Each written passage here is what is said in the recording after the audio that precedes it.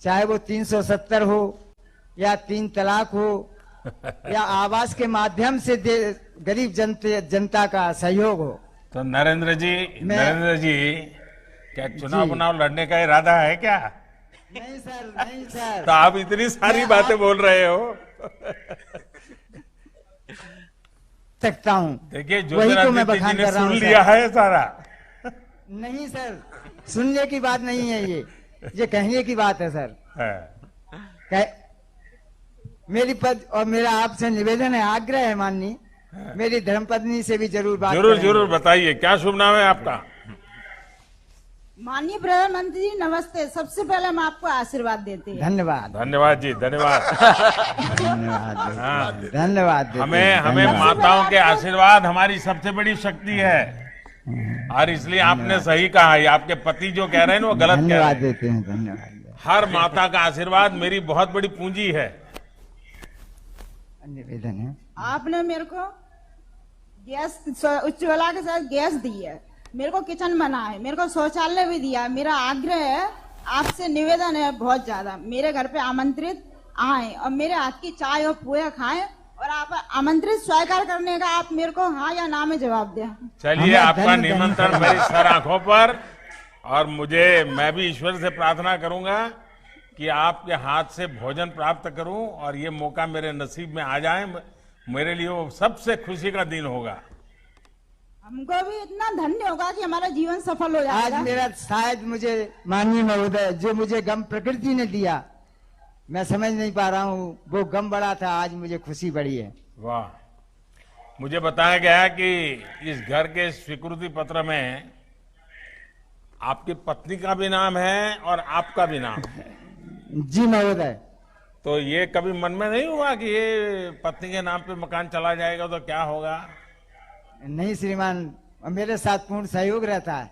अच्छा, चलिए, अच्छा है। इस योजना का एक बहुत बड़ा लक्ष्य हमारी बहनों का सशक्तिकरण भी है। अच्छा, ये बताइए कि आप जो कामकाज करते हैं जी, अब पहले घर की तुलना में इस नए घर में आने के कारण आपका जो खुद का कारोबार है उसमें क्या बदलाव आएगा? जी, मैंने आजीविका मिशन से जुड़कर समूह का गठन किया, उससे मैंने सिलाई का प्रशिक्षण भी लिया है। हाँ हाँ। आज मेरा कारोबार बढ़िया, मेरी दाल रोटी चल रही है उस माध्यम से। वहां कितने लोग हैं जो आपके कपड़े बनवाने आते हैं? किस प्रकार के कपड़े बनाते हैं?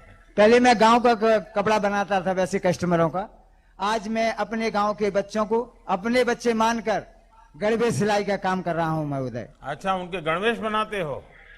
जी महोदय। वाह। चलिए, फिर तो ये बच्चे जब पढ़कर लिख करके बड़े होंगे तो उनको भी उनका अपना जो बचपन की फोटो देखेंगे तो आपकी याद आएगी। मेरी पत्नी भी सिलाई का काम करती है मेरी। अरे वाह। एक दिन में कितने बना लेते हैं आप? एक दिन में अभी तो 8-10 कपड़े बनाती हैं सर। हाँ। तो आपकी दोनों की कोई ट्रेनिंग हुई थी क्या? जी। कहाँ हुई आजीविका ट्रेनिंग? मिशन के तहत जिला पंचायत में श्रीमान महोदय। अच्छा, कितने दिन गए उस ट्रेनिंग में? 8 दिन ट्रेनिंग ली, चूंकि मैं इस काम को जानता हूं, मेरा ये पैतृक काम है सर। चलिए, नरेंद्र जी और अनिता जी, आपको बहुत बहुत शुभकामनाएं। आपको प्रधानमंत्री आवास योजना से अपना पक्का घर और आजीविका मिशन से रोजगार का कौशल दोनों का लाभ मिला है। केंद्र सरकार और मध्य प्रदेश सरकार दोनों का यही लक्ष्य है कि सरकार की सभी योजनाओं का लाभ सभी गरीब से गरीब परिवार तक पहुंचे, ताकि हमारा गांव और हमारा गरीब भी आत्मनिर्भर बने और देश भी आत्मनिर्भर बन सके। नरेंद्र जी, मेरी आपको बहुत शुभकामनाएं, बहुत धन्यवाद। धन्यवाद। धन्यवाद, धन्यवाद। हम भी आपको कोट कोट धन्यवाद देते हैं माननीय प्रधानमंत्री जी। माननीय प्रधानमंत्री जी के उद्बोधन की प्रतीक्षा पूरा मध्य प्रदेश कर रहा है। मेरा उनसे अनुरोध है।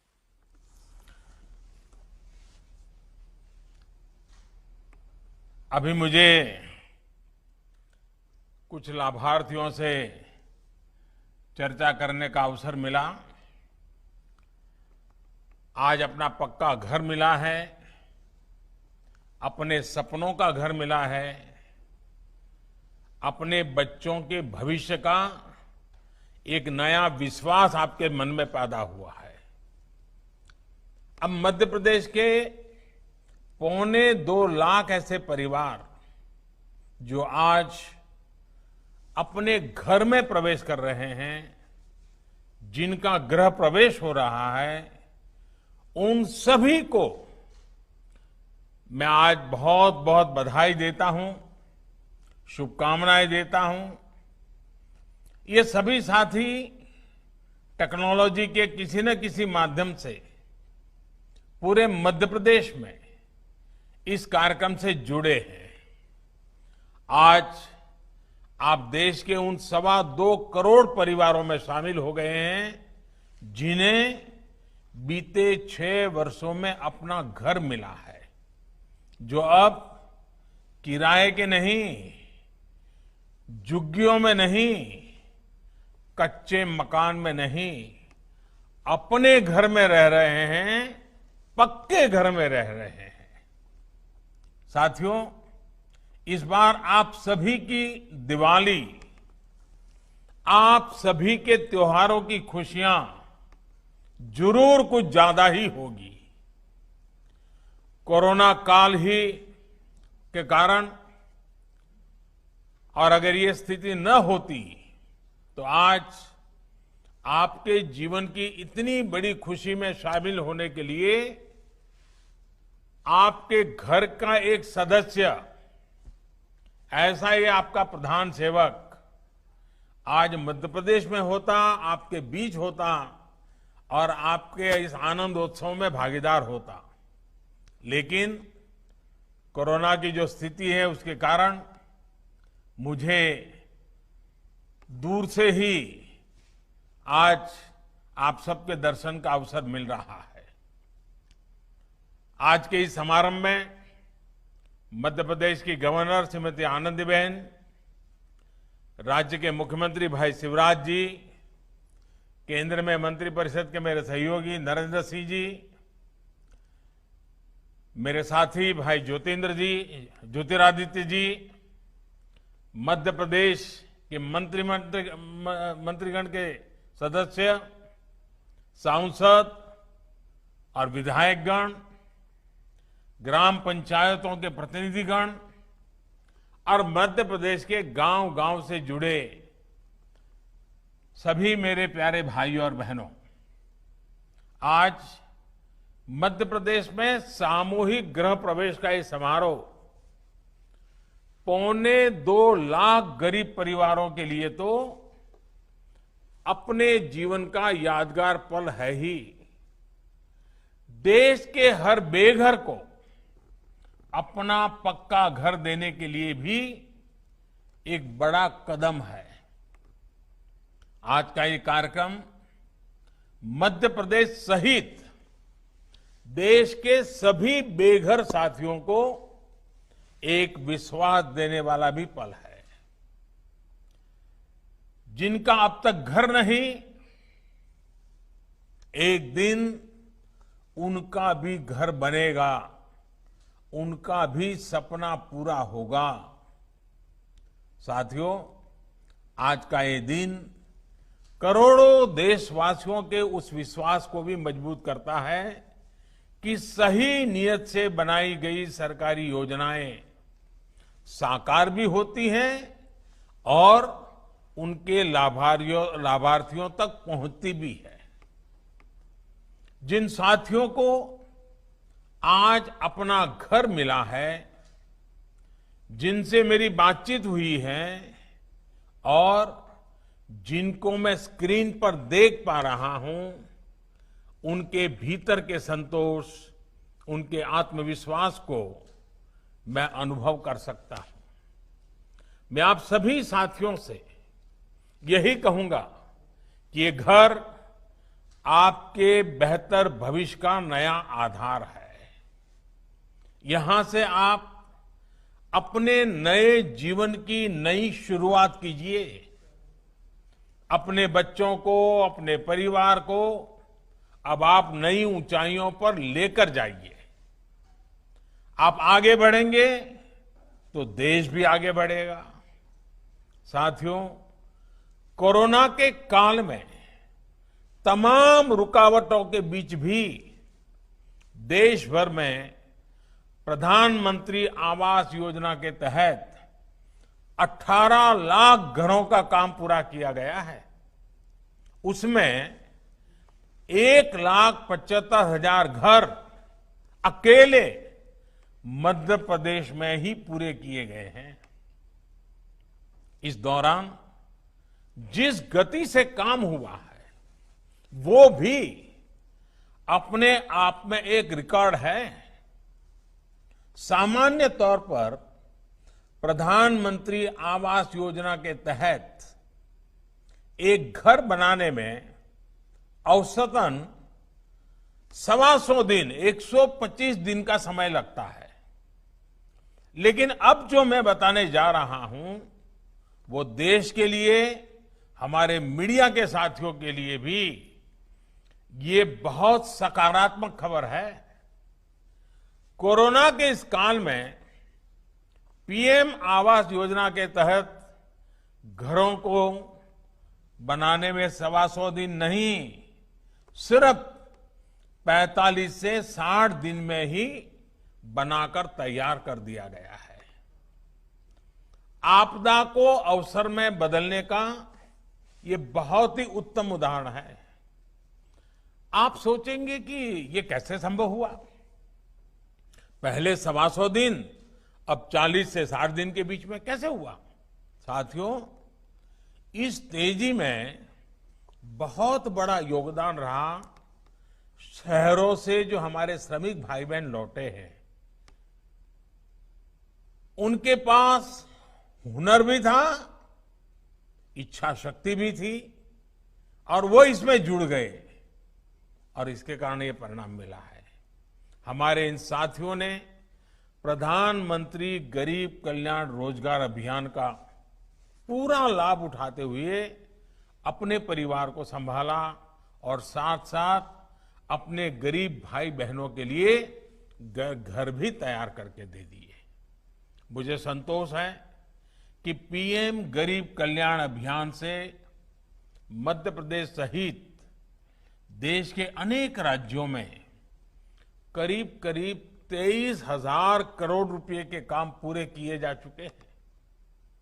इस अभियान के तहत गांव-गांव में गरीबों के लिए घर तो बन ही रहे हैं, हर घर जल पहुंचाने का काम हो, आंगनवाड़ी और पंचायत के भवनों का निर्माण हो, पशुओं के लिए शेड बनाना हो, तालाब और कुएं बनाना हो, ग्रामीण सड़कों का काम हो, गांव के विकास से जुड़े ऐसे अनेक काम तेजी से किए गए हैं। इससे 2 फायदे हुए हैं। एक तो शहरों से गांव लौटे लाखों श्रमिक साथियों को रोजगार उपलब्ध हुआ है और दूसरा ईंट, सीमेंट, रेत और निर्माण से जुड़े दूसरे सामान का व्यापार कारोबार करते हैं, उनकी भी बिक्री हुई है। एक प्रकार से प्रधानमंत्री गरीब कल्याण रोजगार अभियान इस मुश्किल समय में गांव की अर्थव्यवस्था का भी बहुत बड़ा सहारा बनकर के उभरा है। इसे बहुत बड़ी ताकत प्रधानमंत्री आवास योजना के तहत हो रहे कार्यों से मिल रही है। साथियों, मुझसे कई बार लोग पूछते हैं कि आखिर घर तो देश में पहले भी बनते थे, सरकार की योजनाओं के तहत बनते थे, फिर आपने बदलाव क्या किया? ये सही है कि गरीबों के लिए घर बनाने के लिए देश में दशकों पहले से योजनाएं चली आ रही है, बल्कि आजादी के बाद के पहले दशक से ही सामूहिक विकास कार्यक्रम के तहत ये काम शुरू हो गया था। फिर हर 10-15 साल में इस प्रकार की योजनाओं में कुछ जुड़ता गया, नाम बदलते गए, लेकिन करोड़ों गरीबों को जो घर देने का लक्ष्य था, जो एक गरिमापूर्ण जीवन देने का लक्ष्य था, वो कभी पूरा ही नहीं हो गया। कारण ये था कि पहले जो योजनाएं बनी थी उनमें सरकार हावी थी, सरकार का दखल बहुत ज्यादा था। उन योजनाओं में मकान से जुड़ी हर चीज का फैसला सरकार, और वो भी दिल्ली से होता था। जिसको उस घर में रहना था उसको कोई पूछता ही नहीं था। अब जैसे शहरों की ही तर्ज पर आदिवासी क्षेत्रों में ही कॉलोनी सिस्टम थोपने की कोशिश होती थी, शहरों जैसे मकान बनाने की ही कोशिश होती थी, जबकि हमारे आदिवासी भाई बहनों का रहन सहन शहर के रहन सहन से बिल्कुल अलग होता है। उनकी जरूरतें अलग होती है। इसलिए सरकार के बनाए घरों में उनको वो अपनापन कभी नहीं लगता था। इतना ही नहीं, पहले की योजनाओं में पारदर्शिता की भी भारी कमी थी, कई तरह की गड़बड़ियां भी होती थी। मैं उनके विस्तार में नहीं जाना चाहता। इसलिए उन घरों की क्वालिटी भी बहुत खराब होती थी। ऊपर से बिजली, पानी जैसी मूल जरूरतों के लिए लाभार्थी को सरकारी दफ्तरों के चक्कर अलग से काटने पड़ते थे। इन सबका नतीजा ये होता था कि उन योजनाओं के तहत जो घर बनते भी थे उनमें जल्दी लोग शिफ्ट ही नहीं होते थे, उनमें गृह प्रवेश ही नहीं हो पाता था।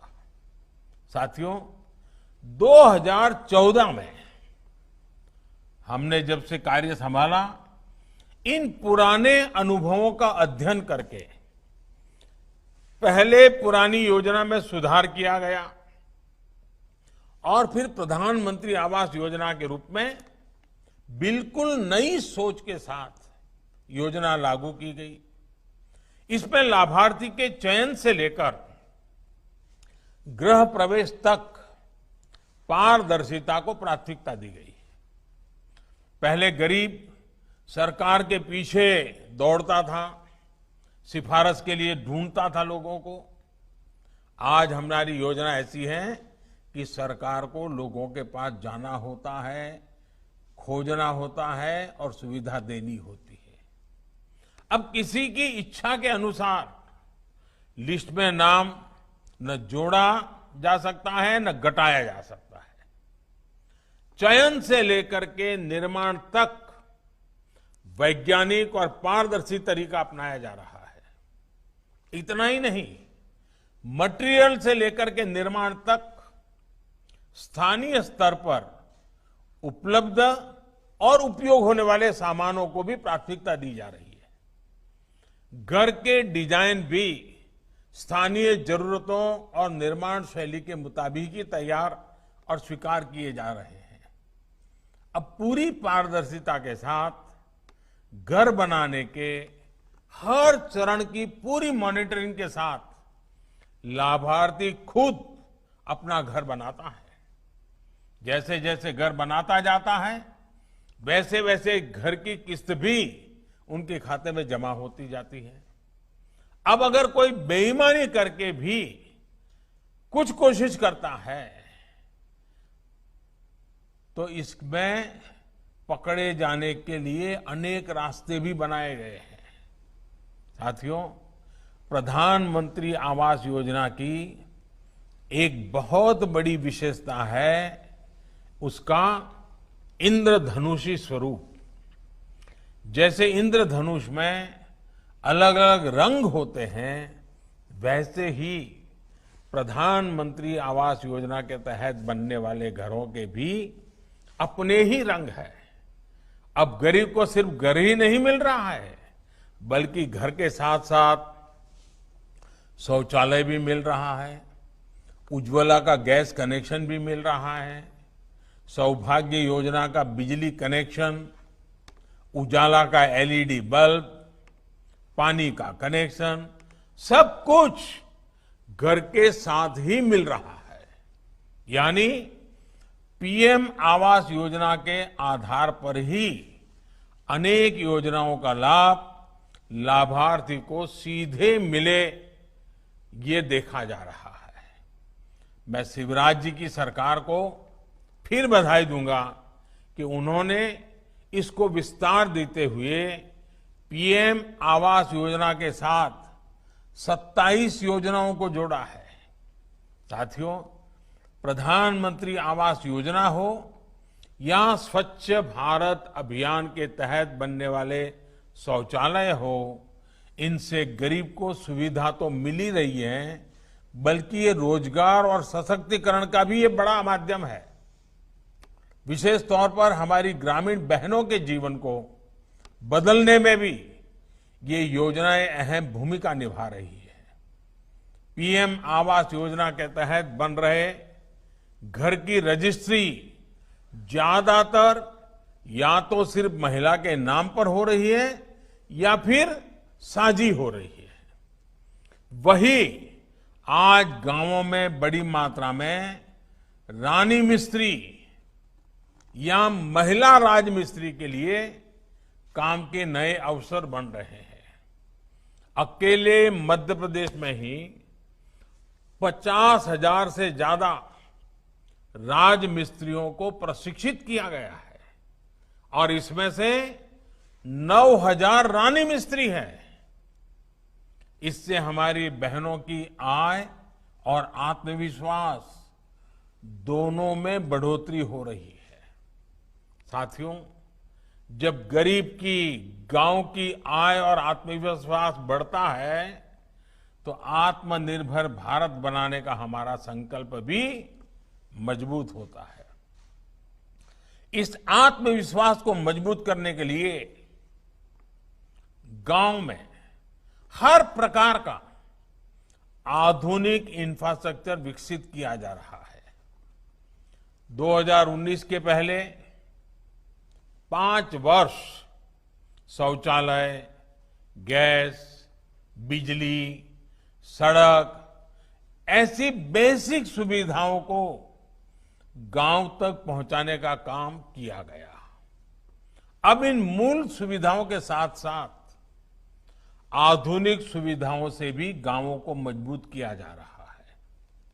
इसी 15 अगस्त को लाल किले से मैंने कहा था कि आने वाले 1000 दिनों में देश के करीब 6 लाख गांवों में ऑप्टिकल फाइबर बिछाने का काम पूरा किया जाएगा।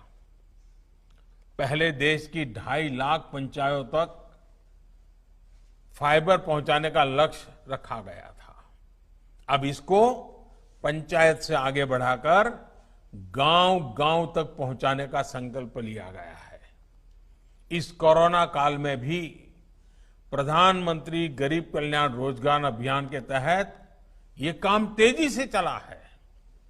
सिर्फ कुछ हफ्तों में ही देश के 116 जिलों में 5,000 किलोमीटर से ज्यादा का ऑप्टिकल फाइबर बिछाया जा चुका है, जिससे 1250 से ज्यादा ग्राम पंचायतों में करीब 15,000 वाईफाई हॉटस्पॉट और लगभग 19,000 ऑप्टिकल फाइबर कनेक्शन दिए गए हैं।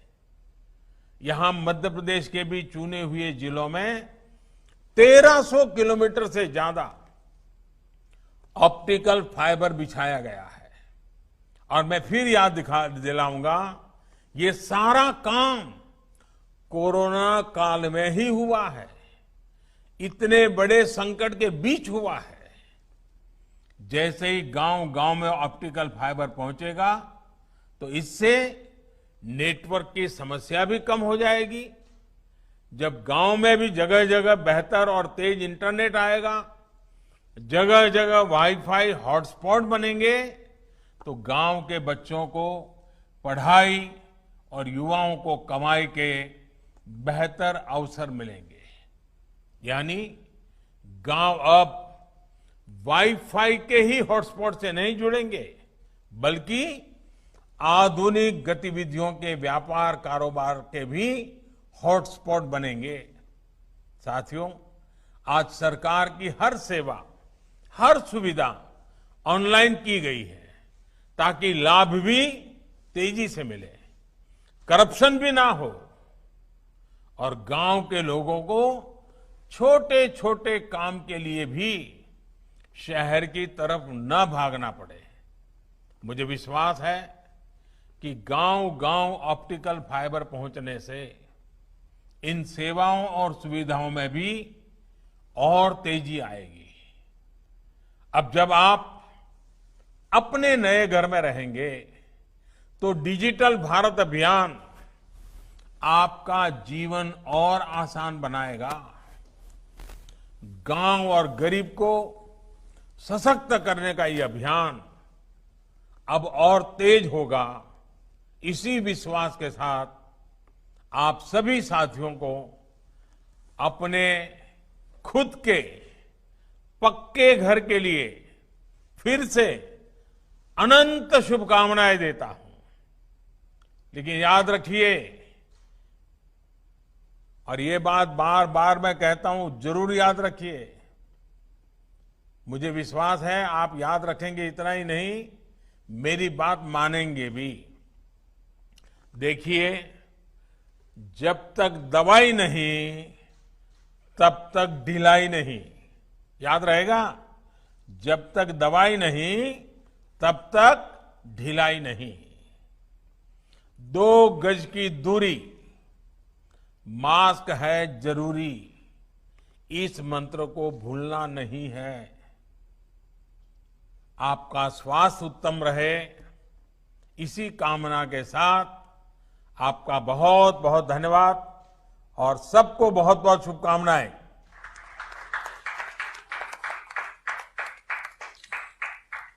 अंत में मध्य प्रदेश के हितग्राहियों से संवाद के लिए अमूल्य समय देने एवं मार्गदर्शन देने के लिए मध्य प्रदेश शासन की ओर से मैं माननीय प्रधानमंत्री जी का हार्दिक आभार व्यक्त करता हूं।